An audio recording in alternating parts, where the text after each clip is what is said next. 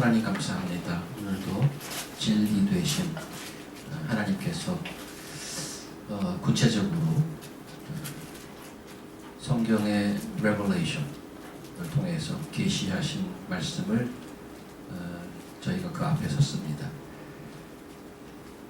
제 심령과 심령 골수를 쪼개시는 그 하나님 앞에 숨길 것이 하나도 없음을 고백하고 믿습니다. 도와주시고 저희가 누구인지, 하나님이 누구인지 분명히 알고 감격하고 기뻐하고 두렵고 경외하는 이 시간 되게 도와주시옵소서. 예수님 이름으로 기도합니다. 아멘.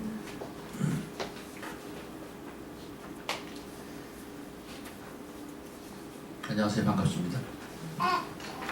신약의 가장 첫 번째 책 마태복음 가장 첫머리에 보면 이렇게 기록되어 있습니다. 아브라함과 다윗의 자손 예수 그리스도의 계보를.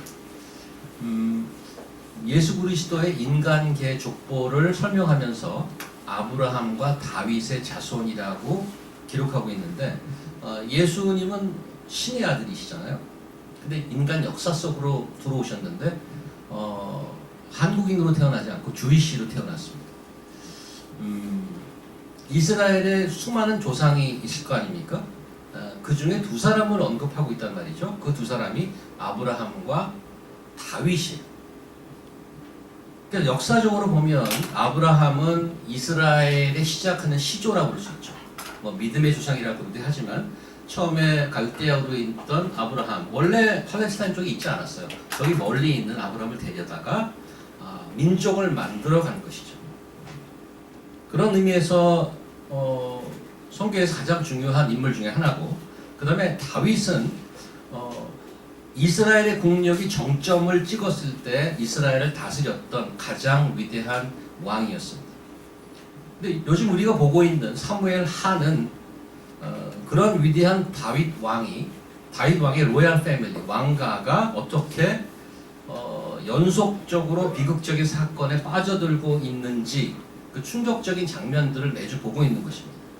아버지를 반역하여 나라를 삼키려고 했던 그 아들 압살롬을 다윗 그 캠프의 사령관이 요압이 가차없이 죽이고 돌무더기로 덮어버렸습니다.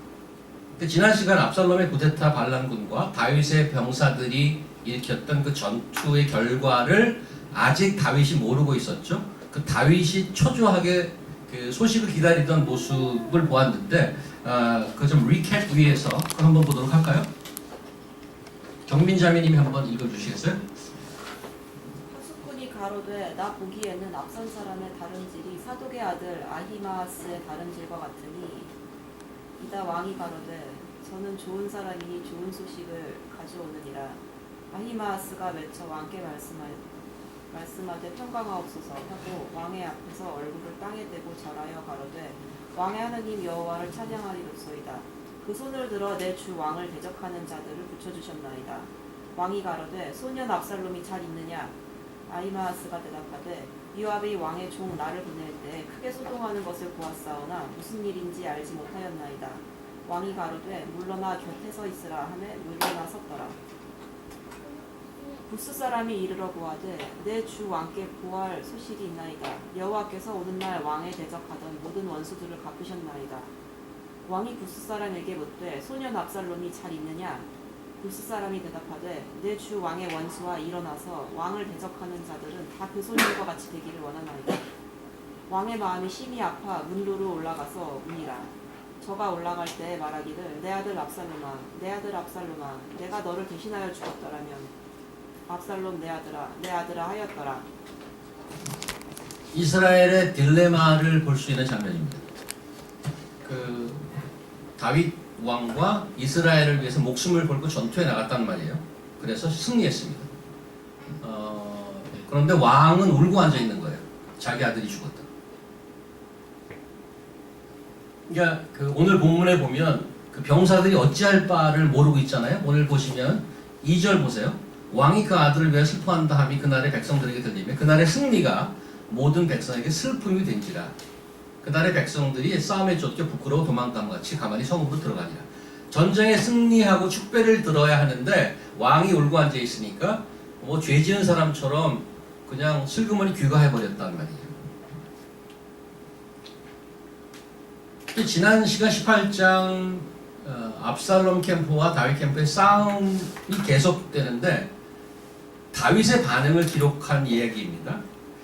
다윗의 신복이 다윗 왕 신복인 요압이 다윗 왕이 슬퍼하고 울고 막 그러는 것을 보고 분노하고 있죠. 오늘 그 5절에서부터 7절 끝에까지 굉장히 긴 제 식으로 조금 패러프레이즈를 하면 이런 거죠. 도대체 어느 나라 왕이에요? 누구를 위한 왕이냐고요? 당신을 위해 목숨 걸고 싸웠던 병사들은 뭐가 됩니까? 그렇게 울고 앉아 있습니다. 왕 당신 아들 맞는데 반란을 일으켰던 반란의 숙이 아닌가요? 그런 자가 죽었다고 저렇게 울고불고 하면 당신 위에 목숨 걸고 전투에 나갔던 병사들은 뭐가 됩니까? 저거 보세요. 큰 죄 지은 사람처럼 슬그머니 집에 다 돌아가잖아요. 당장 나와서 병사들을 위로하고 격려하는 한마디 하세요. 그렇게 안 하면 다 떠날 겁니다. 혼자 잘해보세요. 요즘식으로 말하면 사이다 가루를 쏟아내는 거죠. 지난 시간 언급을 드렸습니다만은 18장 전부 그리고 오늘 19장 8절까지 40여 절을 할애해서 압살롬 반란군과 다윗군과의 전투를 기록해 놓았는데 지난 시간 언급드렸지만은 한 3절 원래 전투 얘기는 한 3절에 써머리 되고 있습니다. 그 나머지는 전부 뭐냐? 왜 이렇게 길어졌느냐? 대부분 압살롬에 대한 다윗 왕의 반응을 기록하느라고 이렇게 길어졌단 말이죠. 지금 그 모든 전투와 다윗 왕이 실패하는 이런 것들을 그냥 역사적 팩트로 역사가가 기록한다면 이렇게도 가능합니다. 이렇게 들어보세요. 요압이 왕께 전령을 보내어 소식을 전하되 압살롬이 죽었다는 말을 들은 다윗은 심히 슬퍼하더라. 그거 한 줄이면 사실 enough. 거기 다 들어가 있어요. 압살롬은 죽었고 다윗은 그 소식을 듣고 슬퍼한 거. 그거잖아요. 한 줄을 쓰면 끝나요. 그래서 성경은 그렇게 안 쓰고 있다는 거죠. 그걸 좀 파고 들어가야 됩니다. 2차 세계대전 당시에 영국의 전쟁 내각을 이끌었던 처칠은 훗날 6권짜리 전쟁사를 발간했습니다. 그래서 그 2차 대전을 연구하는 모든 학자들은 그 처칠의 전쟁사가 메이저 레퍼런스가 됩니다. 그거를 안 보고는 논할 수 없을 정도로 굉장히 중요한 서적입니다. 이 책 제일 뒤편, 원래 본 내용 말고 제일 뒤편 부록, 아펜딕스에 이런 기록이 딱 한 줄 있습니다. 영어를 잘 하시니까 잘 들어보십시오. 한 줄짜리니까. 인도 얘기하는 겁니다. India was carried through the struggle on the shoulders of our small island. 제가 번역이 맞나 모르겠는데 이렇게 번역했어요. 저는 인도는 우리 작은 섬나라의 어깨 위에 놓여진 고난 속에 데리고 가야 했던 나라였습니다. 그 인도에 대한 언급이 딱 한 줄 나와요. 근대사의 가장 비극적이고 참혹했던 전쟁 중에 인도는 영국이 그 2차 대전에 독일과 엄청나게 싸우면서 필요한 모든 전쟁 물자와 인력을 인도가 지원했습니다. 동맹국이자 그 당시에는 인도의 식민지였죠. 영국의 식민지였죠. 근데 그런 인도를 영국을 이끌어가는 리더에게는 한낱 어깨에 짊어지고 짐 정도로 생각했다는 겁니다. 물론 역사를 누가 어떻게 보느냐에 따라서 완전히 다른 얘기가 됩니다. 자신을 다스렸던 지배국을 위해서 모든 것을 뽑아내야 했던 인도에 대한 영국의 시각이 이 한 줄에 들어있습니다. 이 이야기를 인도 얘기를 왜 하느냐면 1943년 전쟁이 끝나기 2년 전에 인도 벵갈 지역에 인도 동북부죠. 벵갈 지역에 가뭄이 왔습니다. 인도 당국에서 영국에 간청을 했습니다. 식량을 좀 지원해달라. 그때 연합군이었던 캐나다, 미국, 호주에서 식량을 자원하겠다고 막 손들고 배도 보내고 그랬습니다. 영국이 노했습니다.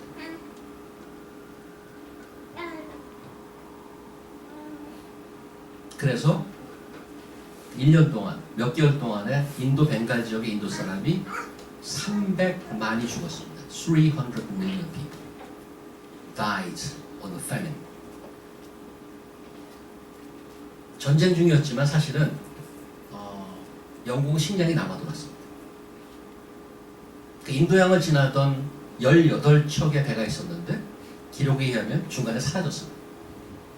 나중에 알고 보니까 그 숨겨진 기록이 60년 이후에 드러났는데 중동 어디엔가 그것을 재놨습니다. 왜? 이쪽에 한쪽에서는 죽어가는데 그걸 왜 재놨을까? 18척의 그 배에 가득 실은 식량을 전쟁이 끝나면 팔아먹으려고.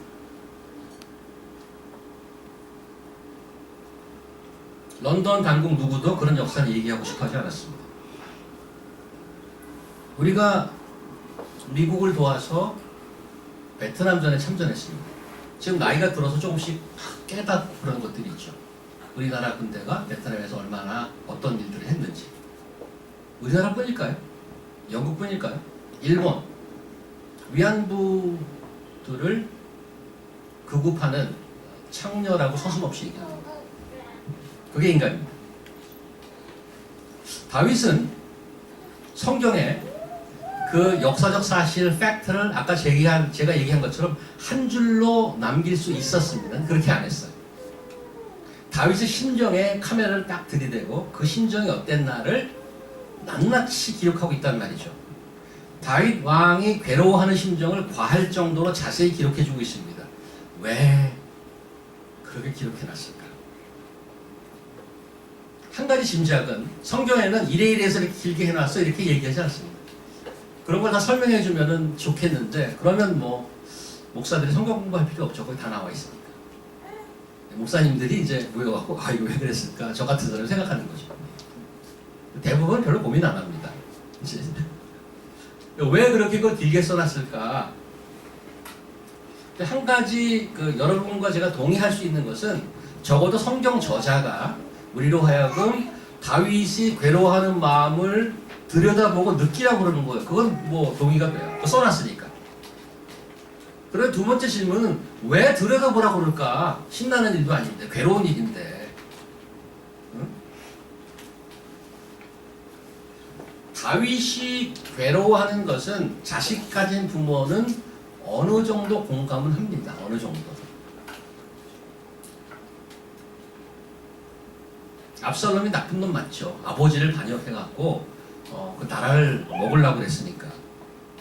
아무리 반란군이라도 지 아버지가 아들이 죽었는데 저놈 잘 죽었다. 축배를 듭시다. 이렇게 너무 기뻐서 그럴 왕은 그런 아버지가 어디 있겠어. 쓴소리 잘하는 요압이 막 해대야 겨우 정신을 차릴 정도.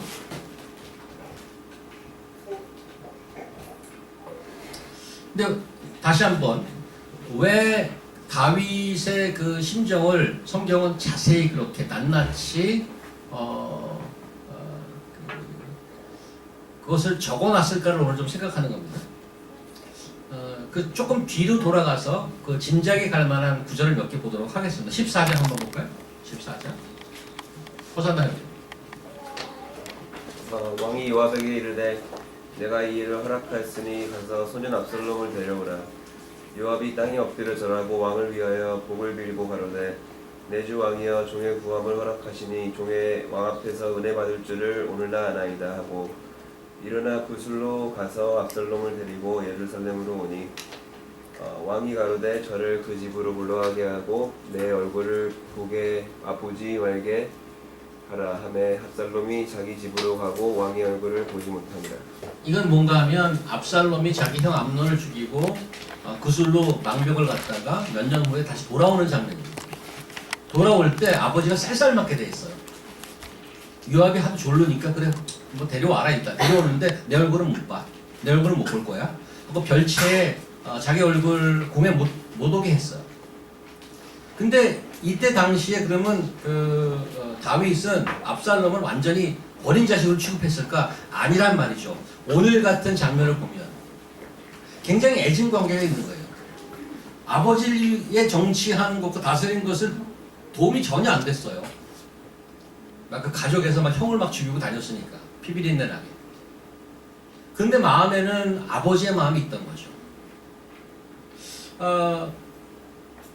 지금 18장 압살롬이 전투가 나가고 압살롬이 죽은 그 장면 모두를 컨트롤하는 중요한 벌스가 있는데 하나 더 볼까요? 17장 14절입니다. 해영장님. 압살롬과 온 이스라엘 사람들이 이르되 아랫사람 후세의 모략은 아히도벨의 모략보다 낫다하니 이는 여호와께서 압살롬에게 화를 내리려 하사 아히도벨의 좋은 모략을 파하기로 작정하셨습니다. 이 구절 때문에 압살롬은 화를 당할 것이고 압살롬은 죽을 거라는 걸 이미 알아요. 다윗이 뭐 좋아하고 나쁘고 둘째치고 이미 하나님께서 그렇게 만들어 놓으셨는데 그렇다고 해서 압살롬이 잘한 건 하나도 없습니다. 그러니까 18장 전체와 오늘 19장 8절까지를 이해할 수 있는 키 버스가 이 버스예요. 하나님은 이미 죽이기로 했어요. 근데 다윗의 괴로움과 슬픔의 깊은 본질을 이해하기 위해서는 조금 더 필름을 더 뒤로 돌려야 될 부분이 있습니다. 왜 그렇게 다윗이 괴로워할까? 그냥 아들 죽은 거 하나로 괴로워하는 건가? 그것도 공감이 가는데 한 번 더 들어가 보자는 거죠. 사무엘하 12장을 가보겠습니다. 기라합니다. 이제 내가 나를 옥신여기고 흑사나 우리아의 철을 빼앗아 내 철을 삼았은즉 칼이 내 집에서 영영이 떠나지 아니하리라 하셨고 여호와께서 또 이처럼 이르시기를 내가 내 집에 재화를 일으키고 내가 내 처들을 가져 내 눈앞에서 다른 사람에게 주니 그 사람이 내 처들로 들어 백지에 전침하리라. 너는 은밀히 행하였으나 나는 이스라엘 무리와 백지에 이 일을 행하리라 하셨나니 다윗이 나단에게 이르되 내가 여호와께 죄를 범하였노라.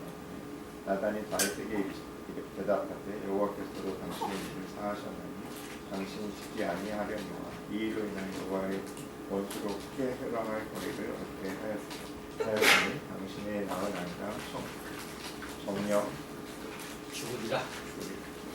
잘려. 이거는 지금 19장인데 12장 일이 훨씬 이전의 일인데 이 말을 나단 선지자한테 들었어요. 근데 여기서 나온 말 중에 제일 10절 내 집에 영영이 칼이 떠나지 아니하리라. 그 말이 사건이 일어날 때마다 다윗의 가슴을 에이듯이 치고 들어왔을 것입니다.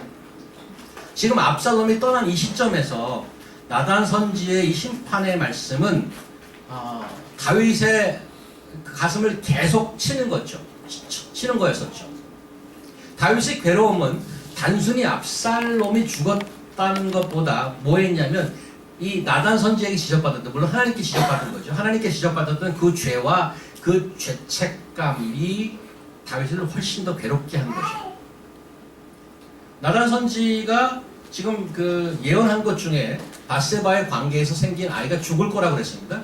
그래서 it happened, 죽었어요. 그 다음에 우리가 아시다시피 장남 암논이 배다른 여동생 다말을 겁탈해서 친오빠인 압살롬이 2년을 premeditated, 계획했습니다. 어느 날 자기 형을, 이복형이죠 물론, 죽였어요. 제일 첫 번째 불륜으로 생긴 아이가 죽고 자기 자식 중에 장남이 여동생을 레이프하고 그 레이프한 형을 동생이 죽이고 그리고 이제 압살롬이 쿠데타를 일으키고 그 압살롬 쿠데타를 일으킨 압살롬마저 죽고 말았어요. 그런데 오늘 12장에 보면 이 모든 것이 칼이 내 집에서 떠나지 않으리라 하는 그 말씀이 계속해서 이루어지는 거잖아요. 그게 괴로운 거죠. 그게.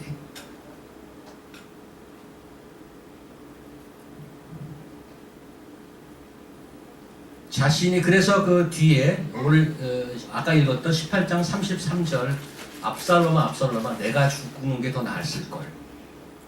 왜냐하면 압살롬의 죽음, 압살롬이 잘한 건 없지만 압살롬의 죽음은 eventually 원래 오리지널리 자기의 잘못 때문에 그 컨세퀀스로 시리즈로 일어난 것 중에 하나이기 때문에 그게 괴로웠던 것입니다. 한 가지 더 다른 각도로 하나 보고 싶습니다. 이번 사건을. 다윗은 원래 이전에 긍휼을 베풀던 자였어요. 그게 그의 캐릭터였어요. 다윗의 캐릭터 중에 긍휼을 베푸는 자라는 캐릭터가 있습니다. 그때 제가 단어 설명을 하면서 헤세드라는 단어를 설명드렸던 걸 기억하시나요? 그 원래 헤세드는 하나님의 사랑을 뜻하는 그런 단어입니다. 근데 그 단어를 다윗에게 써서 불쌍히 여기고 긍휼을 베푸는 자라고 성경은 얘기하고 있는데 몇 가지를 여러분께 리마인드를 시켜드릴게요. 자신을 평생 죽이려고 했던 사울, 그게 이제 사무엘 상에 계속 나오죠. 자기를 쫓아내면서 죽이려고 했어요. 보통 정권이 바뀌면, 근데 다윗이 왕이 됐잖아요. 그런 정권이 바뀌면 그 다윗의 사울의 잔존 세력은 전부 없애는 게 일반적입니다. 그래서 다윗이 왕에 오르자마자 자기가 긍휼을 베풀 사람을 찾았어요. 그래 찾은 게 누구? 기억하시나요? 누굴 찾았어요? 누굴 찾아서 사울가의 누구를 데려다가 긍휼을 베풀었단 말이에요. 누구죠? 무비보셋이라는 사람이에요. 무비보셋은 누구예요? 사울의 손자예요. 다윗의 절친이었던 요나단의 아들이죠. 근데 어려서 도망가다가 떨어뜨려서 불구가 된 사람이에요. 그 옛날에 정말 불구면 죽음이나 마찬가지입니다. 이걸 걷어서 왕과 같이 겸상을 합니다. 아들처럼 돼 있단 말이에요. 그때 성경에서 긍휼을 베풀 이런 말을 씁니다. 하나님이 우리에게 사랑을 베푸듯이. 또 하나는 이웃 나라였던 암논이라는 나라가 있는데 그 암논의 왕이 죽었어요. 부왕이 죽었어요. 아들이 왕이 됐는데 거기에 장례식의 조문객을 보냈어요. 그때도 성경은 뭐라고 그러냐면 긍휼을 베풀어 이런 말을 썼어요. 자비를 베풀어. 이랬던 자가 다윗의 중요한 캐릭터예요. 근데 오늘 계속 나오는 다윗과의 사건을 보면서 그 사건이 일어나는 계기가 뭐였을까를 생각해 보다가 다윗의 가장 치명적인 것이 그 캐릭터가 무너졌을 때 완전히 무너져 버리는 걸 볼 수 있습니다. 무슨 말인가 하면 다윗이 늘 긍휼을 베푸던 자였었는데 어느 한순간 불쌍히 여기지 않은 마음이 있었던 적이 있어요. 거기 가볼까요? 12장 가볼까요? 사무엘하 12장. 성도 형제. 이거는 뭔가 하면 나단 선지가 다윗의 잘못을 지적하느라고 이야기를 하나 꾸미잖아요. 이야기를 하나 해주잖아. 뭐 부자가 있는데 뭐 가난한 사람이 양 하나 뺏고 뭐 이런 이야기 해주잖아. 그 이야기의 일부예요. 그 이야기를 듣고 다윗이 반응하는 그런 장면인데 읽어주세요. 다윗이 그 사람을 크게 노하여 나단에게 이르되 여호와의 사심을 가리켜 맹세하노니 이 일을 행한 사람은 마땅히 죽을 자라. 저가 불쌍히 여기지 않고 이 일을 행하였으니 그 양 새끼를 사비랑 갚아 주어야 하리라. 나단이 다윗에게 이르되 당신이 그렇사람이다. 이 장면을 기억하시나요? 다윗은 자기가 밧세바를 범하고 나서 우리아를 죽이고 나서 아무렇지도 않게 왕 노릇하고 있었어요. 나단이 오죠. 그래서 얘기를 쭉 해줘. 부자가 있는데 양이 많은데 손님이 왔는데 자기 거 안 잡고 남의 집 가난한 거 양 한 마리 그 집 걸 잡아서 대접해줬다 힘으로. 그러니까 다윗이 듣다가 열을 받은 거예요. 그런 놈이 있어? 감히? 저런 가서 그러면서 자기 입으로 뭐라고 그러냐면 저가 불쌍히 여기지 않고 이렇게 썼어요. 그게 자비를 베풀었던 다윗이 역으로 자비를 베풀지 않고 긍휼을 베풀지 않았던 maybe 유일한 순간이었을지 몰라요. 근데 나단이 지적하는 건 뭔가요? 밧세바를 그렇게 했다는 거예요. 우리아를 그렇게 했다는 거예요. 그러니까 늘 자비를 베풀고 긍휼을 베풀었던 자가 그게 무너지니까 그 사건으로 인해요 온 가족이 다 무너지는 것입니다. 조금 전에 얘기했지만 계속해서 연속해서 일어난 사건 때문에 자신이 지적됐던 자신이 생겼던 죄와 그 죄책감에 너무너무 괴로운 거예요. 근데 그 죄책감의 시작이 긍휼을 베풀었던 것을 거둬들일 때 그렇게 생겼단 말이에요. 자, 다시 오늘 본문으로 돌아오면 그 괴로움 끝에 일단 이스라엘은 위기에서 구함을 받았어요. 하나님이 약속했던 영원히 가리라는 그 나라가 쿠데타군에 점령되지 않고 구함을 받았단 말이죠. 아이러니는 뭔가 하면 조금 전에 처음에 얘기했지만 승리에도 불구하고 기뻐하지 못했다는 거죠. 승리했는데 기쁘지 않아. 자기 아들이 죽고 왕이 펑펑 울고 난리를 치니까 온 백성이 다 죄 지은 것 같아. 다 슬퍼. 위기에서 구해주신 하나님의 은혜가 있는데 자기는 슬픈 왕이 돼버리고 말았습니다. 우리는 살다 보면 이상한이 많지 좋은 날보다 나쁜 날이 더 많아요. 근데 사실은 적어보면 좋은 날이 더 많을 거라고 생각해요. 아무것도 없는 날은 좋은 날이고 나쁜 날일까요? 아무 일도 벌어지지 않는 날. 예를 들어서 1, 0, 마이너스 1 해봅시다. 좋은 날은 1, 아무것도 안 많은 제로, 나쁜 날은 마이너스 1. 제로는 나쁜 날인가 좋은 날인가요? 아무것도 없는 날은. 사실은 아무 일도 벌어지지 않는 날은 굉장히 좋은 날입니다. 왜 그러냐 하면 주기도문 우리 아까 했습니다마는 이런 기도하잖아요. 우리를 시험에 들게 하지 마시고. 난 오늘 나 선한 사람, 괜찮은 사람이지. 내가 얼마나 착한 사람이라고 오늘도 죄를 안 지었어. 이거는 시험에 들면 넘어지기 때문에 시험을 들게 하지 말라고 기도하는 거예요. 내가 오늘 안 넘어진 것은, 평범하게 지나간 것은 하나님의 보호하심이라는 것을 아시기 바랍니다. 이럴 때 여러분은 아멘 하셔야 되는 겁니다. 우리 교회는 아멘 같은 거 잘 안 하잖아요. 내가 아무 일도 없었던 날은 평범한 날이 아니에요. 하나님이 적극적으로 나를 보호해 주신 날이라고. 그래서 시험에 들지 않았고 난 넘어지지 않은 거예요. 그런데 항상 우리 머릿속에는 괴로운 날이 더 많은 것 같아. 왜 그러냐면 100날의 좋은 날이 괴로운 날 하루에 다 먹혀버리는 거예요. 다 먹혀버린다고요. 그래서 그런 측면에서 보면 세 가지 경우, 세 가지 부류라고 얘기할 수도 있고 세 가지 종류의 사람이라고 얘기할 수 있는데 한번 생각해 보도록 하겠습니다. 일단 자신의 힘들고 괴로운 곳을 원인을 다른 데서 찾는 부류입니다. 근데 대다수가 그런 것 같아요. 예를 들어서 환경이 너무 안 좋아. 지금 내가 월급이 너무 작아. 직장 저 또라이만 한 명 없으면 내가 정말 행복할 텐데. 근데 놀랍게도 직장마다 또라이가 있어요. 이 직장을 옮기면 거의 2명이나 있어 또. 이상하죠. 성경에 그런 말 나오잖아요. 뱀을 피했더니 곰이 나타나더래요. 그 국속고 발대고 뭐 이런 거죠. 항상 근데 뭐 그거는 남의 얘기만 아니에요. 심지어는 뭐 가정에서도 그렇게 얘기하잖아요. 아담의 후예니까 우리는 당신이 허락해준 저 여자가 왜 이 결혼을 허락하셔서 괴롭게 하십니까? 이런 기도를 안 해본 남편들이 있으면 손 한번 들어보세요. 저는 많이 했어요. 성도 형제가 아주 성인이라서 그런 컴플레인 한 번도 안 했어요. 아니 이 결혼을 막아주셔야지 왜 허락하셔서 괴롭게 하십니까? 모든 문제의 그 원인은 다른 데서 찾는 것입니다. 다른 데서. 두 번째 부류는 다윗 같은 사람입니다. 자책하는 거죠. 조금 나아요. 자기의 잘못을 인정하는 거. 남 탓은 안 해요. 자기의 잘못을 뼈저리게 알고 자책감에 괴로워하는 겁니다. 너무 괴로워하다 보니까 그 사리 판단이 잘 안 돼. 그러니까 요압한테 야단 맞죠. 정신이 있는 거예요 지금? 당신 잘못한 거 지금 알아? 그러고 있는 거잖아요. 다 내 탓이지. 사무엘 상은 다윗이 괴로워하잖아요. 왜? 사울 때문에. 사무엘 하는 뭐 때문에 괴로워해? 자기 때문에 괴로워하는 거예요. 사무엘 상하가 전부 다윗의 괴로움의 책이야. 완전히 서퍼링 킹이죠. 서퍼링 킹이야.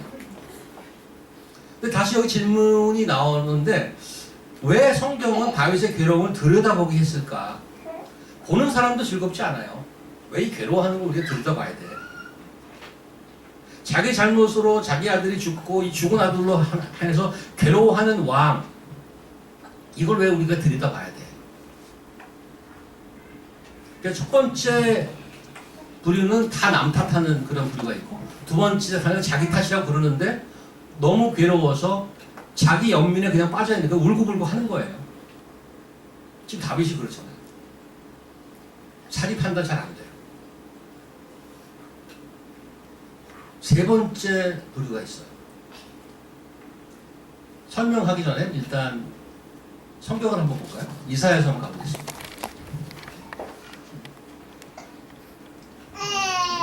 도현영 장님 보시죠. 그는 실로 우리의 질고를 지고 우리의 슬픔을 당하였거늘 우리는 생각하기를 그는 징벌을 받아서 하나님에게 맞으며 고난을 당한다 하였노라. 그가 찔림은 우리의 허물을 인하며 그가 상함은 우리의 죄악을 인함이라. 그가 징계를 받음으로 우리가 평화를 누리고 그가 채찍에 맞음으로 우리가 나음을 입었도다. 우리는 다 양 같아서 그릇 행하여 각기 제 길로 갔거늘 여호와께서는 우리의 죄악을 그에게 담당하셨다. 여기 나오는 이분도 괴로워해요. 괴로워했는데 남 탓 안 하고 나중에 더 읽어보면은 말이 없대요. 끌려가는 양처럼.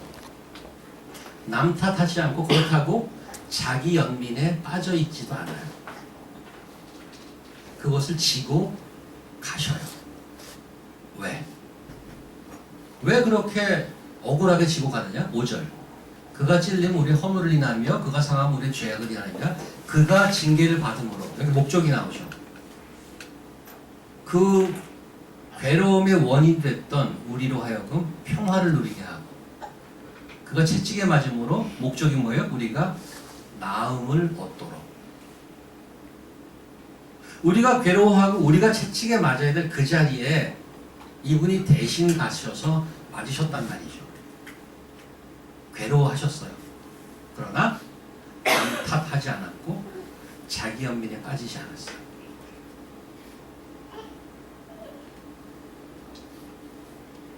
우리는 모두 일반적으로 남 탓합니다. 뭐가 잘못되면. 조금 나은 분들은 자기 탓이라고 그러죠. 그런데 많은 경우 그렇게 자기 연민에 빠져서 앉아 있습니다. 묵상하고 앉아 있죠. 여러분과 제가 오늘 다윗의 괴로움을 보면서 한 가지 일만의 소망이 있다면 이런 마음이 속에 드는 거예요. 하나님이 약속해준 나라에 왕이란 자가 이렇게 흔들흔들하고 정신 못 차리는데 도대체 누가 그 하나님 나라를 지켜낼 수 있을까? 성경은 이렇게 예고하고 있는 거죠. 이분이 아브라함과 다윗의 자손이었던 예수 그리스도가 오셔서 나의 괴로움을 대신 받고 내가 맞아야 될 매와 내가 죽어야 될 죽음을 대신 지신 예수 그리스도로 인해서 소망이 생기기 시작한 것입니다. 저 여러분과 여러분의 삶과 제 삶을 생각할 때 오늘 아까 포인트 중에 하나가 왜 괴로워할까 우리가? 왜 괴로움에 빠져 있을까 이렇게? 남 탓일까? 내 잘못일까?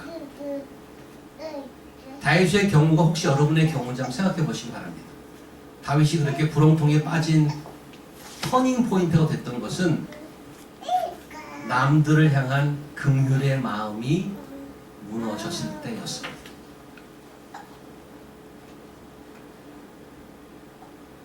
아무렇지도 않게 다른 사람을 도마고 불쌍히 여기지 않아서 아무렇지도 않게 사람을 죽였어.